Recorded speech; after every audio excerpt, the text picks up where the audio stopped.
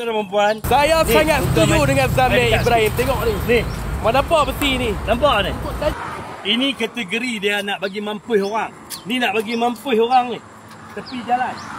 Sepanjang jalan, tuan-tuan dan puan, daripada Bukit Kayu Hitam sehingga Johor Bahru, ini sepanjang jalan ibarat pisau.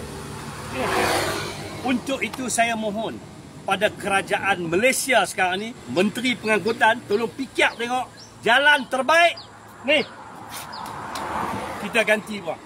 Gunalah kaedah-kaedah seperti di Korea, Singapura, Thailand, negara-negara maju.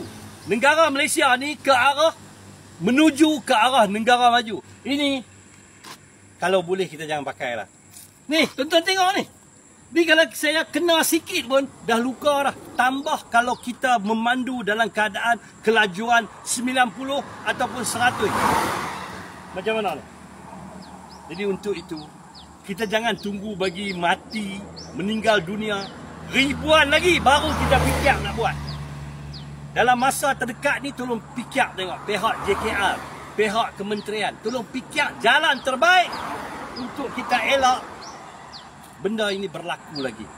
Jalan raya di kawasan Selekoh, lampu kena ada. Waktu malam, terutama sekali lebuh raya Timur Barat ni. Di Gerik, di Jeli. Lampu Selekoh ni wajib ada banyak. Jangan nak tangkap orang lari laju saja, kamera tu banyak. Keselamatan rakyat perlu ada banyak lampu. Dan yang ni, tuan, ni elakkan ganti yang baru, plastik yang kuat tu. Fikirlah apa yang terbaik demi keselamatan rakyat Malaysia, terutama sekali pengguna-pengguna jalan raya, jalan yang kerap berlaku kemalangan. Sebelum itu saya minta kepada umat Islam, sama-samalah kita baca Al-Fatihah kepada pelajar-pelajar kita yang baru saja meninggalkan kita di kemalangan baru-baru ini. Al-Fatihah.